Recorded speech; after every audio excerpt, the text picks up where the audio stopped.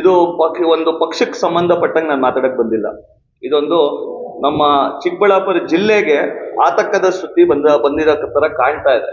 ಯಾಕೆಂದ್ರೆ ಮೇಲ್ನೋಟಕ್ಕೆ ಅದೇ ರೀತಿ ಕಾಣ್ತಾ ಇದೆ. ಇವತ್ತು ನಮ್ಮ ಚಿಕ್ಕಬಳ್ಳಾಪುರ ಅಂತ ಬಂದಾಗ ಒಂದು 7-8 ವರ್ಷದ ಹಿಂದ್ಗಡೆ ನಿಮಗೆ ಗೊತ್ತಿದ್ದಂಗೆ ಯಾರು ಕೂಡ ಚಿಕ್ಕಬಳ್ಳಾಪುರ ಕಡೆ ತಿರುಗಿ ನೋಡ್ತಾ ಇರ್ಲಿಲ್ಲ.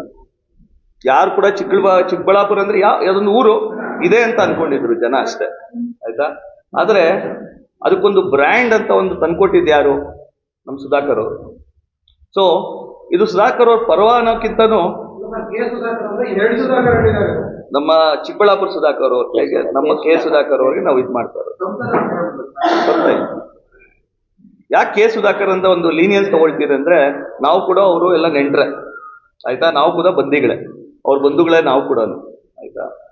ಆದ್ರೆ ಇವತ್ತಿನ ರಾಜಕಾರಣದಲ್ಲಿ ಏನಾಗ್ತಾ ಇದೆ ಅಂತಂದ್ರೆ, ನಮ್ಮ ಚಿಕ್ಕಬಳ್ಳಾಪುರಿಗೆ ಏನು ವರ್ಚಸ್ ತಂದ್ಕೊಟ್ಟಿದಾರಲ್ಲ ಅಂಥವ್ರನ್ನೇ ಕೆಳಗೆ ತುಳಿಯೋ ಅಂತ ವ್ಯವಸ್ಥೆ ನಡೀತಾ ಇದೆ. ಅದು ಪಕ್ಷೇತರವಾಗೇ ಮಾತಾಡ್ತಾ ಇರೋದು. ಹೇಗೇನು ಹೇಳ್ತಾ ಇದ್ದೀನಿ, ಇದು ಯಾವುದು ಬಿಜೆಪಿಗೆ ನಾನು ಸಪೋರ್ಟ್ ಮಾಡಿ ಮಾತಾಡ್ತಾ ಇಲ್ಲ. ಈ ವಿಷಯದಲ್ಲಿ ಅವ್ರು ಯಾವ ಪಕ್ಷದಲ್ಲಿದ್ದರೆ ಕೂಡ ನಮ್ಮ ಚಿಕ್ಕಬಳ್ಳಾಪುರಿಗೆ ಒಳ್ಳೆ ಕೆಲಸಗಳು ಮಾಡಿದ್ದಾರೆ.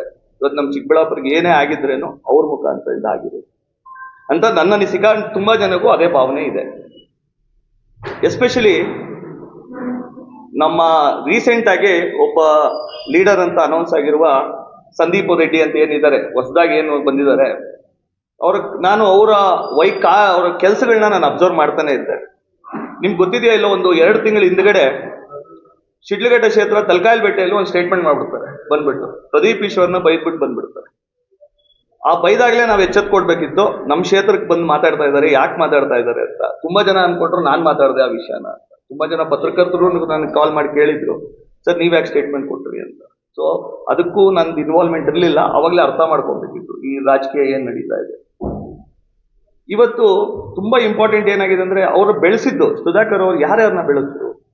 ಇವತ್ತು ನಮ್ಮ ಶಿಡ್ಲಘಟ್ಟ ಕ್ಷೇತ್ರಕ್ಕಂತ ಬಂದಾಗ ಸೀಕಲ್ ಅವ್ರು ಎಲ್ಲಿದ್ರು?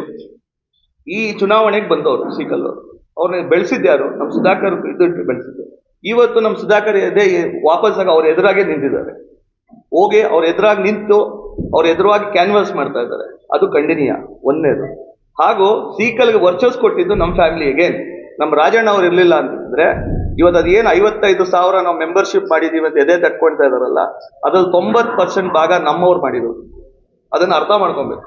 ಅದು ಶಿಡ್ಲಘಟ್ಟ ಕ್ಷೇತ್ರದಲ್ಲಿ ಆಗಿರೋ ಜನಸಂಖ್ಯೆ ಬಂದಿರೋದು ನಮ್ಮ ಮುನ್ಷಾಮಪ್ಪ ಅವರ ಗಡದಿಯಿಂದ ಬಂದಿರೋ ಜನಗಳಿಂದ ಆಗಿರೋ ಕೆಲಸ. ಅದನ್ನ 55 ಮೆಂಬರ್ಶಿಪ್ ಮಾಡಿಸಿ ಅದರಿಂದ ನಮ್ಮ ಸುಧಾಕರ್ನ ತುಳಿಯೋ ಕೆಲಸ ಮಾಡಕ್ ಕೊಟ್ಟಿದಾರಲ್ಲ, ಅದು ಸರಿಯಲ್ಲ, ಒಂದನೇದು. ಎರಡನೇದು, ಈ ಮೀಟಿಂಗ್ ಮುಖಾಂತರ ನಾನು ಹೇಳ್ತಾ ಇದ್ದೀನಿ ಒಂದು ಮಾತು. ಸುಧಾಕರ್ ಅನ್ನೋದು ಒಂದು ಬ್ರ್ಯಾಂಡ್ಗೆ ಯಾರೇ ಆದ್ರೇನು ರೆಸ್ಪೆಕ್ಟ್ ಕೊಟ್ಟು ಮಾತಾಡ್ಬೇಕಾಗುತ್ತೆ. ಯಾಕಂದ್ರೆ ಚಿಕ್ಕಬಳ್ಳಾಪುರಿಗೆ ಒಳ್ಳೆ ಕೆಲಸಗಳು ಮಾಡಿರೋದು ಸುಧಾಕರ್ ಅವರು.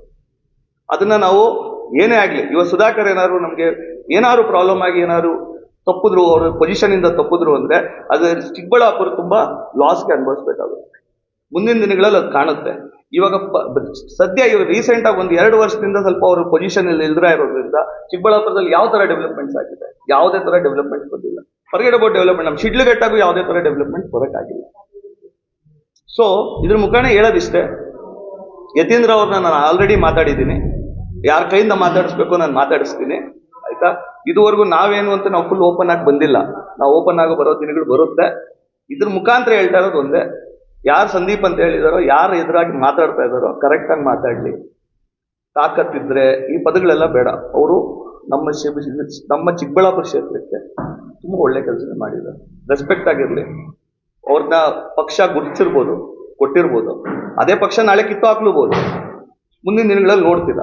ಇನ್ನೊಂದು ಅದಕ್ಕೂ ಏನು ಜಾಸ್ತಿ ಟೈಮ್ ಇಲ್ಲ. ಇನ್ನೊಂದು 2 ವಾರದಲ್ಲಿ ಅದನ್ನ ಅನೌನ್ಸ್ ಮಾಡ್ತಾರೆ. ನಾವು ಅನೌನ್ಸ್ ಮಾಡಿಸ್ತೀವಿ, ಆಯ್ತಾ. ಇದನ್ನ ಓಪನ್ ಆಗಿ ಹೇಳ್ತಾ ಇದ್ದೀನಿ, ರೆಡಿಯಾಗಿ ಅವ್ರನ್ನ ಇಳಿಸ್ತೀವಿ ನಾವು ಅಂತ ಹೇಳೋದಕ್ಕೆ ನಾನು ಇದು ಪ್ರೆಸ್ ಮೀಟ್ ಬಂದಿರೋದು.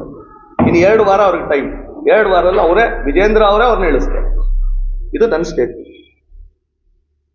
ಇದರಲ್ಲಿ ಎಸ್ಪೆಷಲಿ ಇನ್ನೊಂದು ಮಾತು, ನಮ್ಮ ಯಲಂಕ ಅವರು ವಿಶ್ವನಾಥ್